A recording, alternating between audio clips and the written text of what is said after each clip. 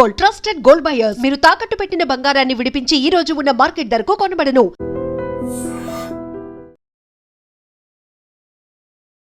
బంగాళాఖాతంలో ఊహించని పరిణామం ఈ రోజు పొద్దున జరిగింది. పొద్దున్నే సముద్రంలో ఒక అలజడి క్రియేట్ అయింది. ఉదయం 7:26 సముద్ర గర్భంలో భూకంపం సంభవించింది. ఇది రెక్టర్ స్కేల్ పై 4.2 తీవ్రతగా నమోదైంది.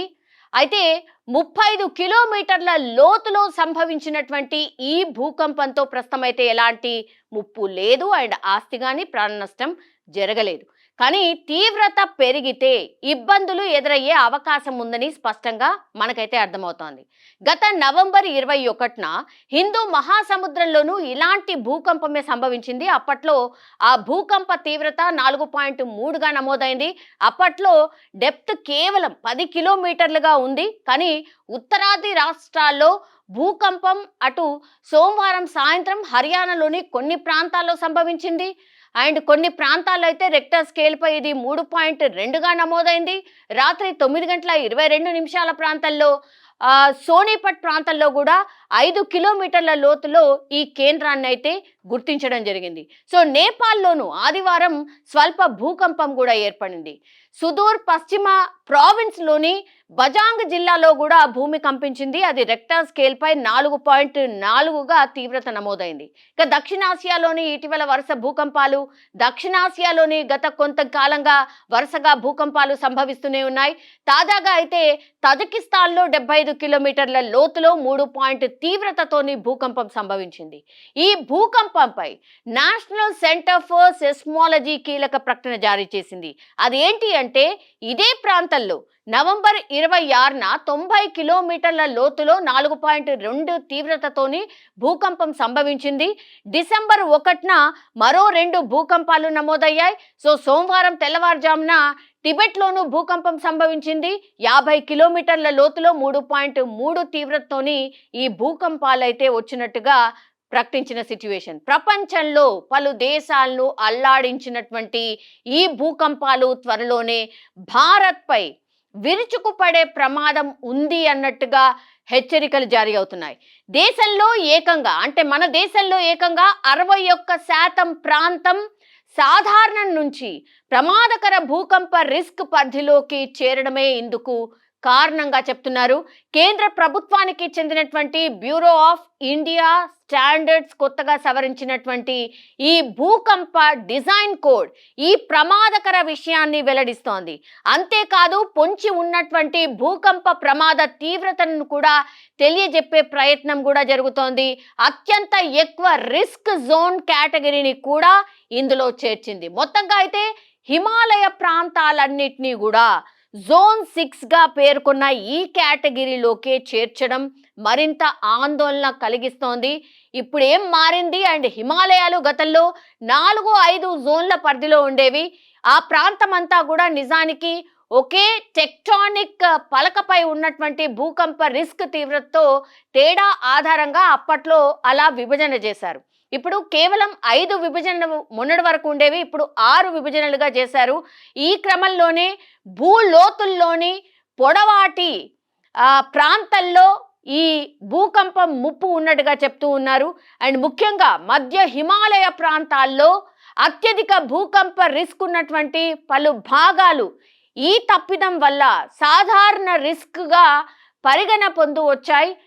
దాన్ని ఇప్పుడు సరిచేసినట్టుగా ఇప్పుడు ఈ ఏదైతే కనుక్కున్నారో ఈ విభజనలో ఏదైతే పూర్తిగా దీనికి సంబంధించి BIS వెల్లడించింది. ఈ నిజానికి ఇదంతా కూడా సో హిమాలయ ప్రాంతాల్లో గత 2 దశాబ్దాలుగా భూకంపం జాడలు కూడా కనిపించలేదు. అంత మాత్రాన అక్కడ అంతా సజావుగా ఉన్నట్టు అనలేము అన్నటువంటి మాట కూడా ఇందులో పేర్కొన్నటువంటి సిచ్యువేషన్. ఎందుకు ఇలా డేంజర్ జోన్లోకి హిమాలయాలు వచ్చాయి? ప్రపంచంలోనే అత్యంత చురుగ్గా ఢీకొట్టే టెక్టానిక్ పలకల సరిహద్దులపై ఉన్నాయి కాబట్టే మరోలా చెప్పాలంటే ఎప్పుడైనా బద్దలయ్యే అవకాశం ఉన్నటువంటి మందు పాత్రపై ఉన్నాయి హిమాలయాలు అన్నటువంటి మాట చెప్తున్నారు. ఇండియన్ టెక్టానిక్ ప్లేట్ నిరంతరం ఈ ప్లేట్లు జనరల్లీ కదులుతూ ఉంటాయి. కాబట్టి దీని ఫలితంగానే కనీసం 5 సెంటీమీటర్ల మేరకు అందులోకి చొరబడుతూ వెళ్తోంది. సో 2 ప్లేట్లు ఢీకొంటున్న కారణంగానే అక్కడ భూ ఉపరితలం పైకి పెరుగుతూ వస్తోంది. హిమాలయాలు ఆవిర్భావానికి మూల కారణంగా ఉన్నటువంటి ఇదే ప్రాంతంలో ఎవరెస్ట్తో పాటు ప్రపంచంలో కల్లా పలు పర్వత శిఖరాలు హిమాలయాల్లోనే ఉండేందుకు ఇదే కారణమని కూడా చెప్తున్నారు. కనుక అవి చల్లగా కనిపించేది కేవలం పైకి మాత్రమే. ఈ టెక్టానిక్ ఒత్తిడి మూలంగా హిమాలయ గర్భం అంతా నిత్యం అలజడిగా ఉంటూ వస్తోంది. టెక్టానిక్ పలకల పరస్పర తాకిడి ఈ భూకేంద్రంపై విపరీతమైన ఒత్తిడికి కారణమవుతోంది. ఆ ఒత్తిడి ఎప్పుడో ఓసారి హఠాత్తుగా విడుదలవుతూ ఉంటుంది. అది కాస్త అత్యంత శక్తివంతమైన భూకంపాల రూపంలో పైకి ఎగదన్నుకొస్తోంది. ఇది చాలదన్నట్టుగా భూమి మీద అత్యంత అస్థిరమైన పర్వత ప్రాంతం హిమాలయాలే అన్నటువంటి మాట చెప్తున్నారు. వయసు పరంగా చూసుకున్నా కూడా పర్వతాల కంటే చిన్నవి కూడా ఉన్నాయి. దాంతో హిమాలయాల్లోని రాళ్ళు తదితర నిత్యం అటు ఇటు కదులుతూనే ఉంటూ ఉంటాయి. కాబట్టి అందుకే ఇక్కడ భూకంపం సంభవిస్తే అది అత్యంత ప్రాణాంతకమే అవుతుంది. అంతా అక్కడే ఉంది. మెయిన్ బౌండరీ కావచ్చు, మెయిన్ సెంట్రల్ కావచ్చు, మెయిన్ ఫ్రంటల్ కావచ్చు, ఇలా భూకంప కేంద్రంలోని ప్రధాన ఫాల్ట్ సిస్టమ్స్ అంటే భారీ రంధ్రాలని చెప్పుకోవచ్చు దీన్ని. సో అతి పెద్దవి కూడా ఈ హిమాలయం మీదనే ఉన్నాయి. అంతేగాక పలు భూకంప విరామ ప్రాంతాలు అంటే కొన్ని శతాబ్దాలుగా అసలు భూకంపమే రానటువంటి ప్రాంతాలు ఏవైతే ఉన్నాయో హిమాలయాల్లోనే ఎక్కువగా ఉన్నట్టు కూడా సైంటిస్టులు చెప్తున్నటువంటి మాట. అలాంటి ప్రాంతాల్లో భారీ భూకంపానికి ఎప్పుడైనా ఆస్కారం పుష్కలంగా ఉంటుందట. సో కర్ణుని చావుకు ఎన్నో కారణాలు ఉన్నట్టుగా ఇన్ని కారణాలు కలగలిపి ఇప్పుడు హిమాలయాలు ప్రపంచంలో కల్లా భూకంప రిస్క్ అత్యంత ఎక్కువగా ఉన్న ప్రాంతాల జాబితాలోకి చేర్చారు సైంటిస్టులు.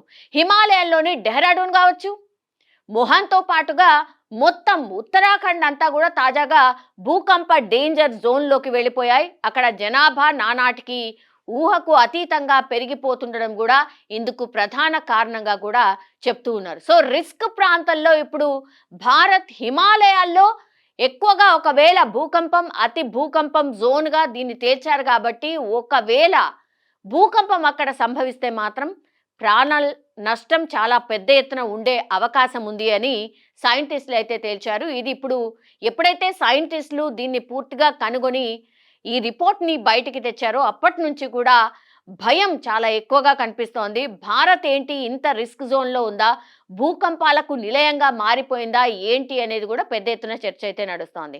కానీ ఈ రోజు పొద్దున బంగాళాఖాతంలో భూకంపం సంభవించడం మరి ఎక్కువగా 2025లో 16,500 ప్రాంతాల్లో భూమి కంపించింది ఒక రిపోర్ట్ ప్రకారం బయటకు వస్తున్నటువంటి మాట. సో 16,500 సార్లు భూకంపం సంభవించింది అని అంటే ఇక ఎంత రిస్క్ జోన్లో మనం ఉన్నాం. అట్లాగే 5 ఇప్పటి వరకు రిస్క్ జోన్లని కేవలం 5 విభజనలుగా ఉండేవి. ఇప్పుడు 6వ విభజన కూడా తేల్చేశారు సైంటిస్టులు. అది హిమాలయాలు అత్యంత డేంజర్ జోన్గా డిక్లేర్ చేశారు. మరి ఫ్యూచర్లో ఏం జరగచ్చు ఏంటి అనేది కూడా చూడాల్సిందే.